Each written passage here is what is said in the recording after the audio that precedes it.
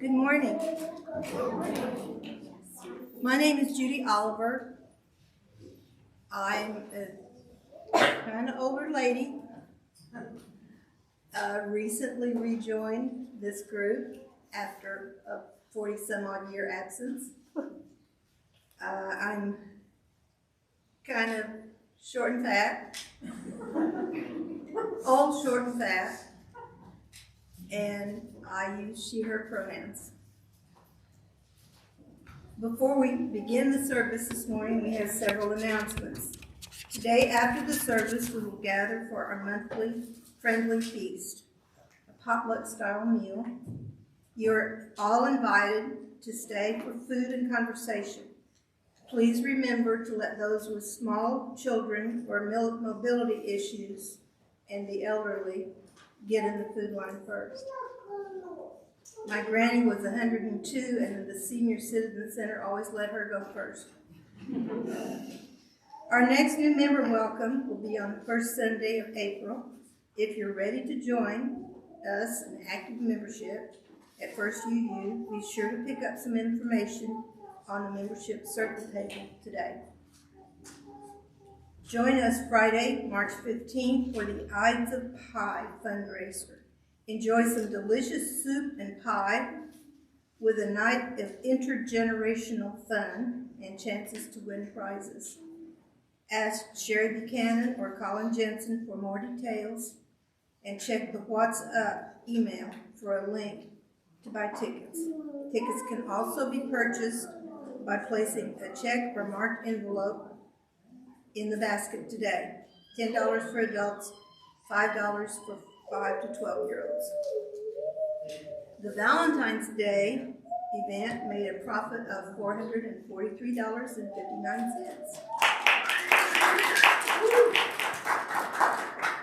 Our biggest fundraiser of the year launched on March 1st and is concluding on April 15th. Last year, the pyramid wall of envelopes raised over $17,000. I think that was put in as a challenge.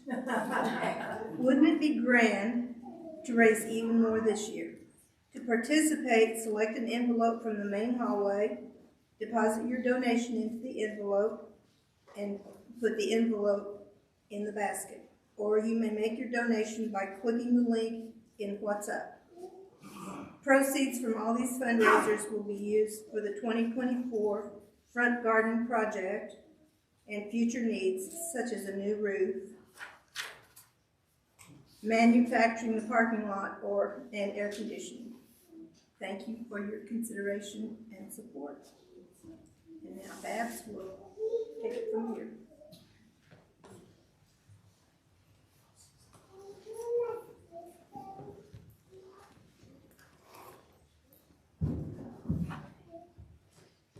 A final announcement is from the membership circle.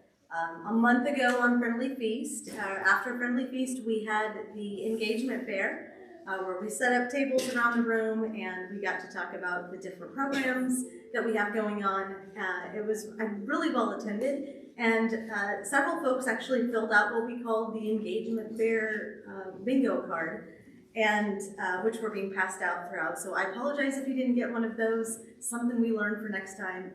But we drew one of the cards afterwards, and so we have a winner of the engagement fair bingo. That person went around to different tables and marked it off and diligently turned back in their card. And the winner happens to be our very own Vonnegut Fox. What Vonnegut gets to take home today, this is my Vanna White moment. This is a vintage UU tote. We started making these, it was when my first round as membership chair. We had these printed out, and this is the very last one, so I'm going to a lifelong UUer here, also with a mug. So Vonnegut, thank you for your participation. Here's your gift.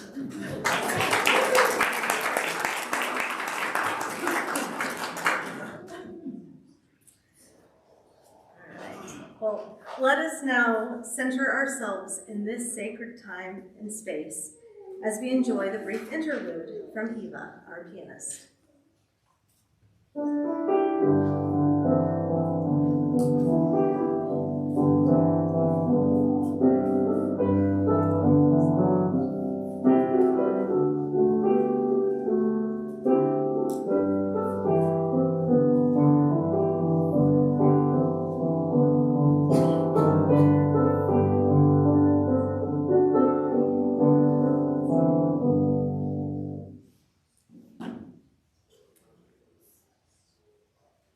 Well, welcome. Good morning. Thank you for joining us at the First UU. My name is Babs Garcia. I'm comfortable with she, they pronouns. Today I'm wearing too many layers, it turns out. I'm feeling a little toasty because it's hard to get rid of plaid. I'm looking at Michelle. Got a green plaid shirt on, and got my short little kind of spiky hair here. And I'm glad to be here this morning. Let us begin by acknowledging that we are gathering on traditional territory of the Niukanska people, sometimes known as the Osage, the descendants of the people who were forcibly removed from this land by colonists make up the Osage Nation. We acknowledge their continued struggle for justice.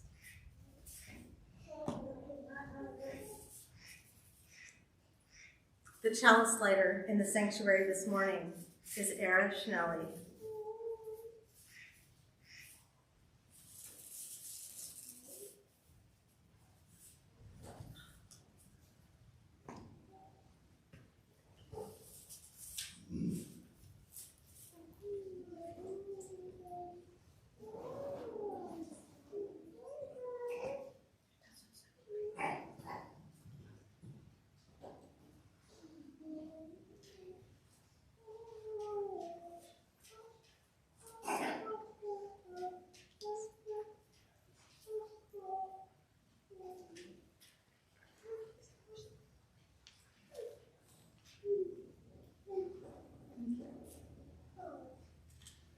Our chalice lighting words come from Reverend Dr. David Brendan. He says, "Welcome to this place where certainty transforms to questions. This place that takes what is and imagines what can be. Welcome to this space where what is fixed begins to shift, where rigidity embraces unfolding as we join in the dance of transformation. Welcome to this moment of change where together we transfigure and transcend together."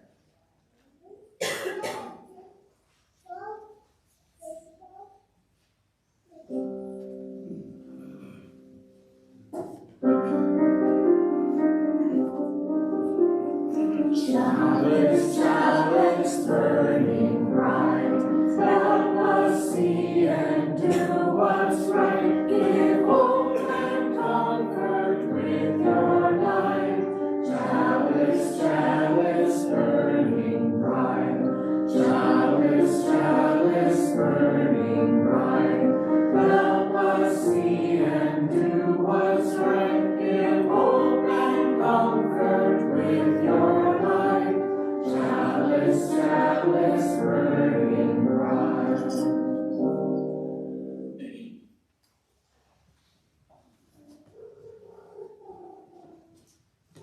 In these last several weeks, we've talked a lot about justice and equity. We shift our focus from the gifts of justice and equity to the gifts of transformation. We are invited into a moment of gratitude and hope by Lynn Cox and her prayer of co-creation. Creative Spirit, source of life and love, we give thanks for the beauty of this day and for the company of those assembled here. Thank you for the breezes of change, clearing our heads and bringing fresh ideas. May they cleanse our minds of the oppressions and isms that divide us.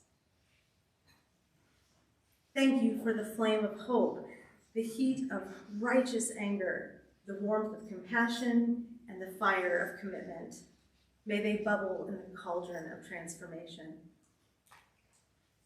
Thank you for the oceans of love, rivers of connection, tears of relief, and pools of serenity. May the healing waters flow over us and through us and among us, wearing down the sharp rocks of despair to bring joy in the morning. Thank you for the good earth beneath us, around us, and within us. May we take this clay and co-create a new realm of justice and equity. Thank you for all of these and more. We accept our gifts and commit to building, sculpting, painting, singing, and dancing them into life, into abundant life. So be it, blessed be. Amen.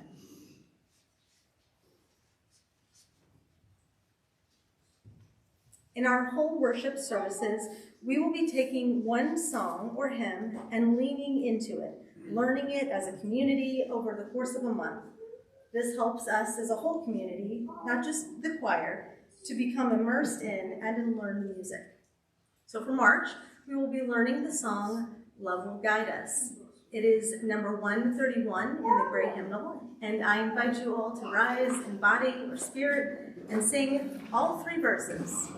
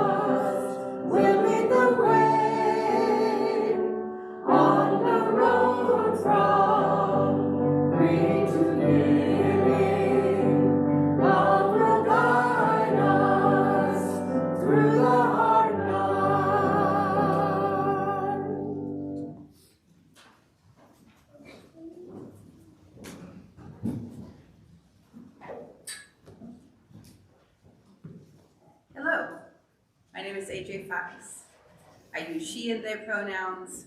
I am wearing a black shirt with lots of flowers and some purple pants. And I have with me a lovely, mostly pink and red dressed Nearing today. Many of us, both in the service and in the faith formation classes, remember the slightly absurd, just a little weird babies in the river story told a couple of months ago as part of the introduction to Liberating Love. The story told of a village alongside a river that began, no, you may not say something. I'm going to say things, you're going to be quiet, or you can go downstairs, okay? Okay. The story told of a village alongside a river that began finding babies floating down the river, and of villagers who saved them one by scooping them out of the river. And of a girl challenging the people of the village to go upstream and find the source of all these babies. The theme of March is transformation, and the Soul Matters creators reintroduce this story and ask us to reframe it as transforming systems, not just circumstances. There are types of transformation that focus on a particular circumstance, and there are types of transformation that focus on an entire system. Our mantra in the month of February was pause, breathe, win the moment. And in the context of Justice and Equity Month, it asked us to look at a particular moment in time. The March transformation mantra asks us to look at the long term. As I transform myself, I transform the world. If you have not yet created a mantra this month, some of you are already coloring them as we speak, we invite you to do so after the service. There's a whole bunch of them over there. We will use this mantra throughout the month as the closing words in the whole worship service, and it will be part of the materials in the Soulful Home program. Thank you for that.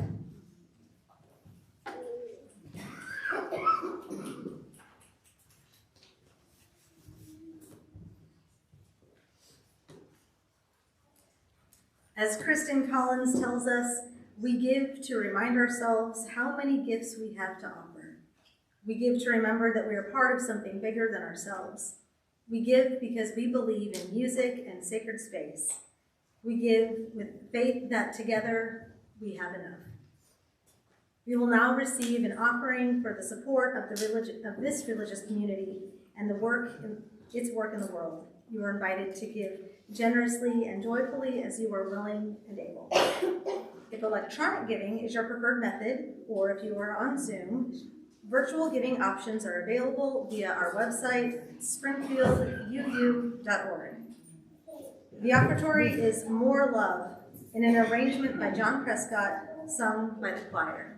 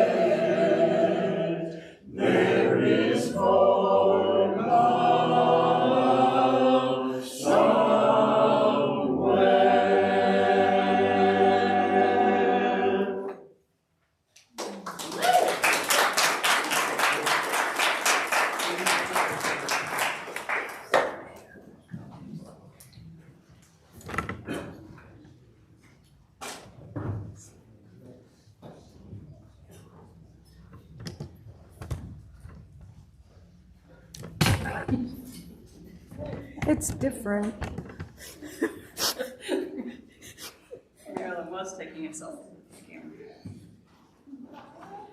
Get yourselves a choir director who transforms Bach's Jesu, joy of man's desiring, into an African-American spiritual, there is more love somewhere.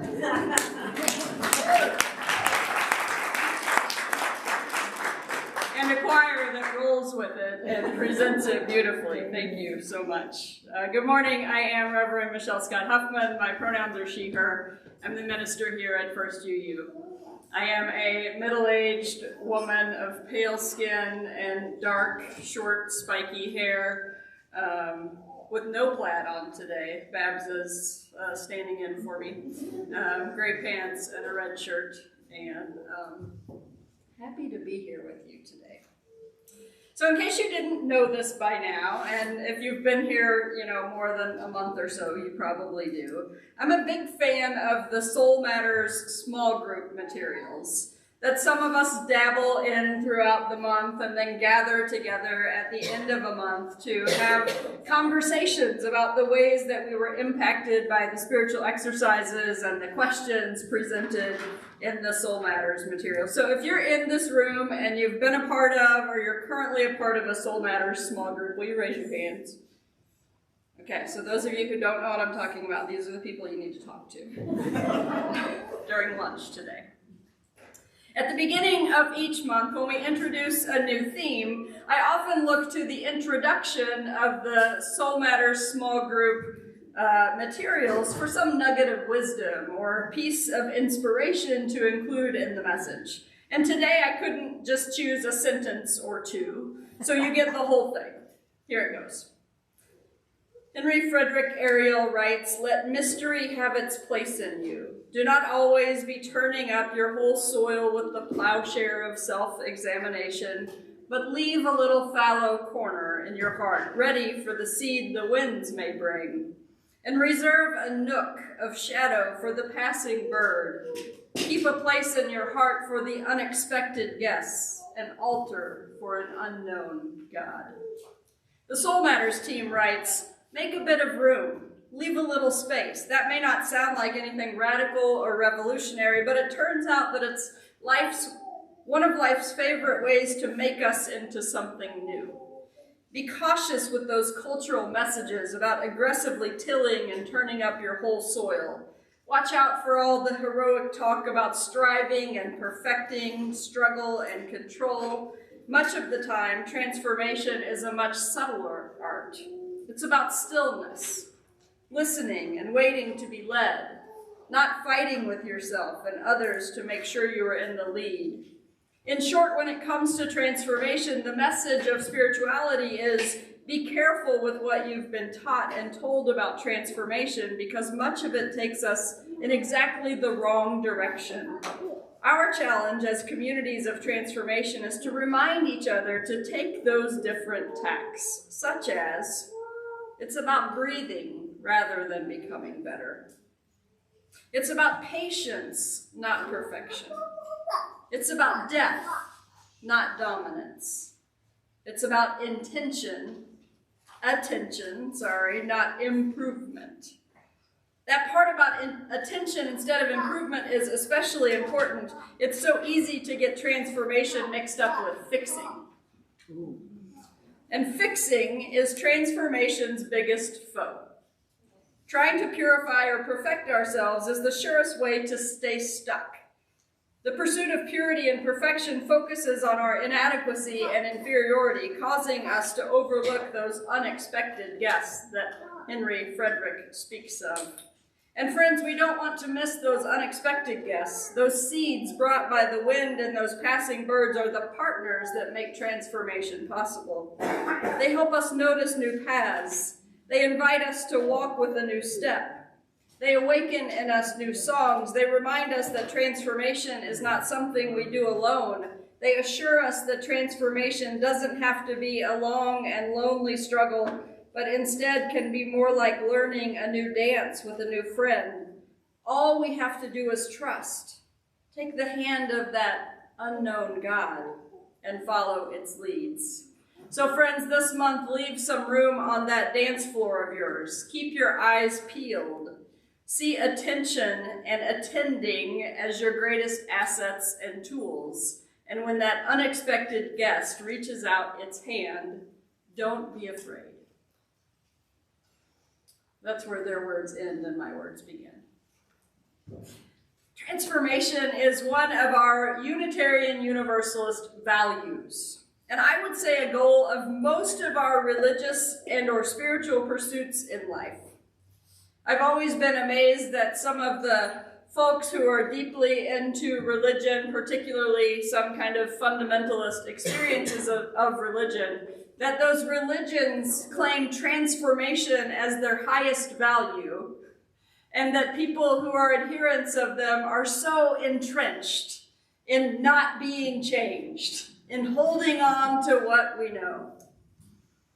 Throughout our lives, we experience all kinds of transformations. Some of them we enter into with intention, and others just happen to us, often surprisingly and without invitation. I would say sometimes there has been a moment of transformation in my life that I would even say was without consent. They show up sometimes before, during, or after a significant transition in our lives, such as the loss of a loved one, the end of a relationship, a change in career status, or even a move. There's something about those big unsettling moments that can open us up to new possibility. In many ways, spiritual and religious experience opens a portal or a doorway, if you will, to something outside of ourselves, something bigger than our existing worldview, something powerful that helps us to become people transformed and transforming the world around us. If we lean into the work of transformation and find intentional ways to enter into it when we want it, I wonder if we'll be able to use those skills and practices to deal well with the transformations that come uninvited and unexpected. This week I've been reading the book Living Deeply, The Art and Science of Transformation in Everyday Life by Marilyn Schlitz, Cassandra Beaton, and Tina Amrock. These are psychologists, social anthropologists, and professors who have engaged in a decade-long study of transformation in everyday life through the Institute of Noetic Sciences. In this book, they share their findings while also highlighting the wisdom and experience of what they call teachers and masters of the world's spiritual, religious, and transformative traditions.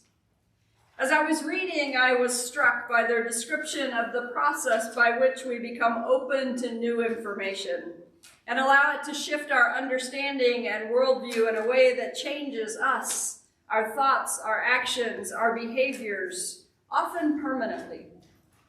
They speak of consciousness transformations as profound internal shifts that result in long-lasting changes in the way you experience and relate to yourself, to others, and to the world. So stop and reflect for a moment. Looking back over your life, can you find pivotal moments that broadened your perspective?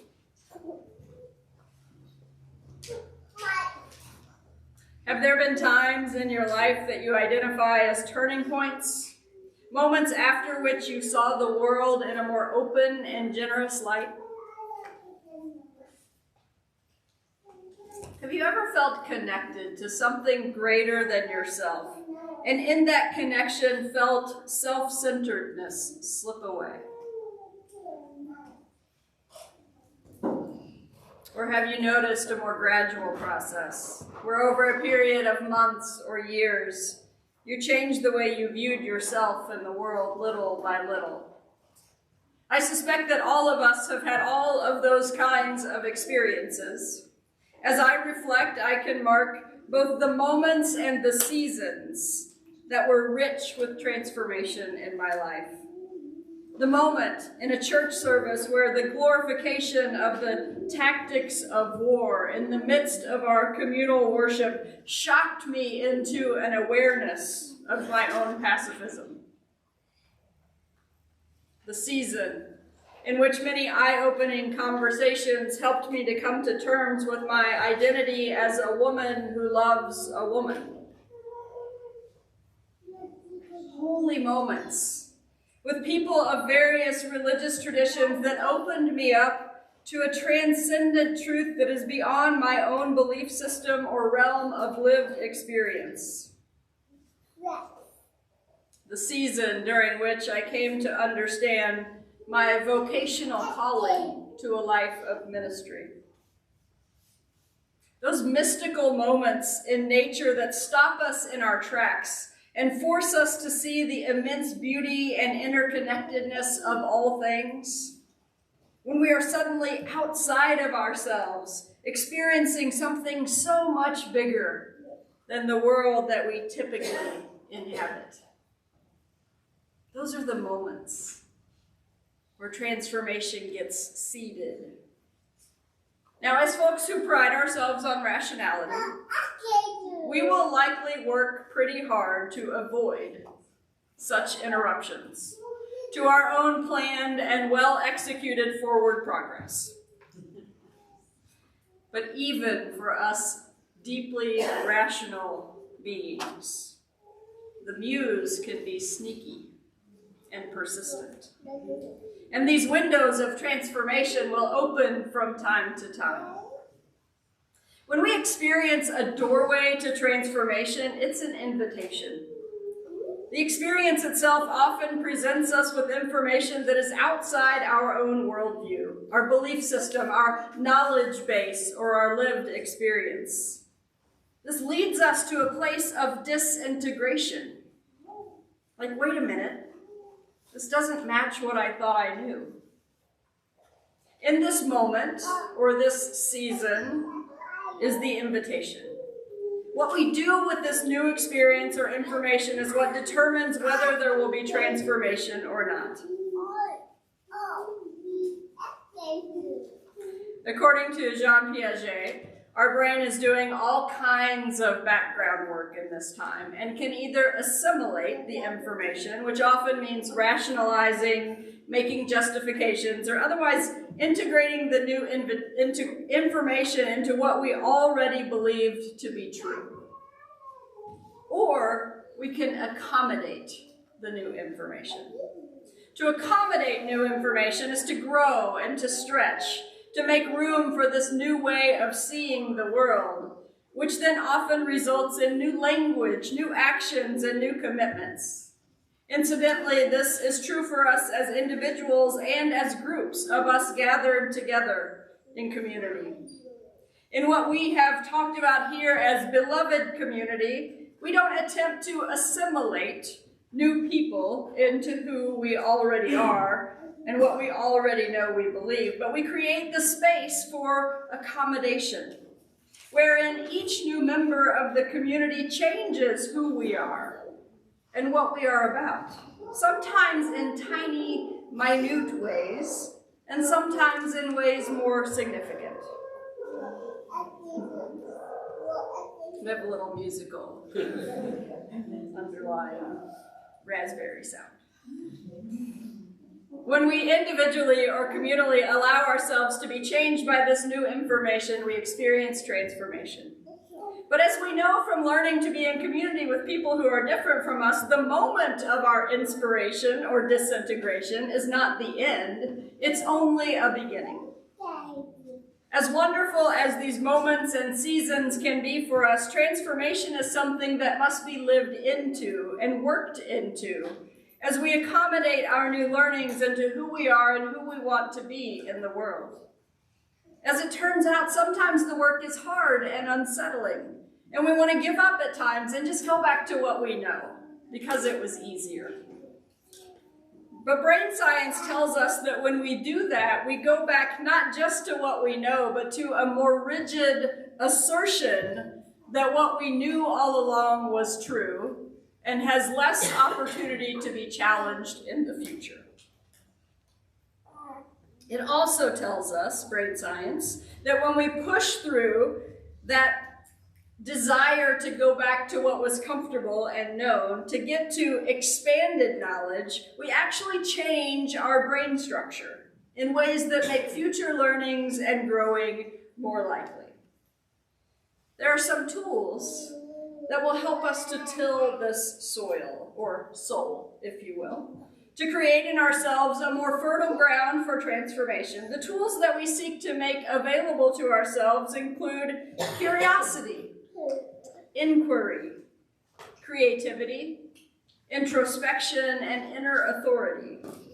And the way that we come to make those tools more readily available to us in the moments that we need them, which are most often not the moments that we get to prepare ourselves in advance, is to cultivate our familiarity with these tools through spiritual or even intellectual, if spirit language just doesn't work for you, practices.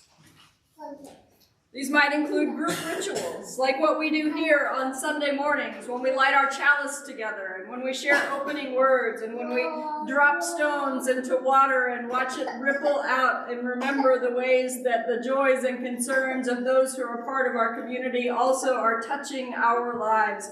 All of those are practices in being transformed together.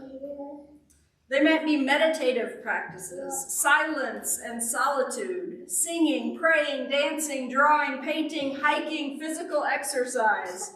Any of those things can be the practices that help us to get at our curiosity, inquiry, creativity, and introspection. Some of these things are things that we may engage in all the time and not think of them as a spiritual practice. But there are ways to make them our practice. The authors of Living Deeply suggest that what makes a practice is intention, attention, and repetition. And that by making those things the way that we enter into a practice in our lives, that we can cultivate the soil for future transformation. So here we are, with another invitation to enter this month of exploration into how we ourselves might be transformed with openness and curiosity, to remember the times when we have experienced deep transformation in our lives, and to identify the portal or the doorway that we went through to get there, to build up our toolkit that helps us to welcome new learnings, new people, and new possibilities, and to engage in practices that might strengthen our transformation muscles. I'll close with this quote from Rabbi Jonathan Omerman, teacher of Jewish meditation and mysticism.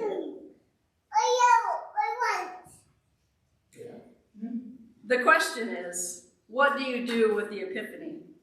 All great moments of insight, all great epiphanies are ephemeral and fade very, very quickly. The technique of the spiritual life is to cultivate what we call the reshimu, the subtle imprint that is left after the opening. There is an opening in which we see all. The doors of perception are then cleansed and it's over. We can't see that thing that we saw anymore. How does one retain the imprint of a moment of overwhelming love for another human being? What is there the next morning? Something is there, and that's the essence of the work.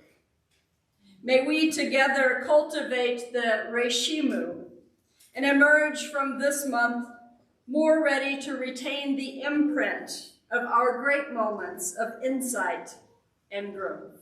May it be so. Blessed be, and amen.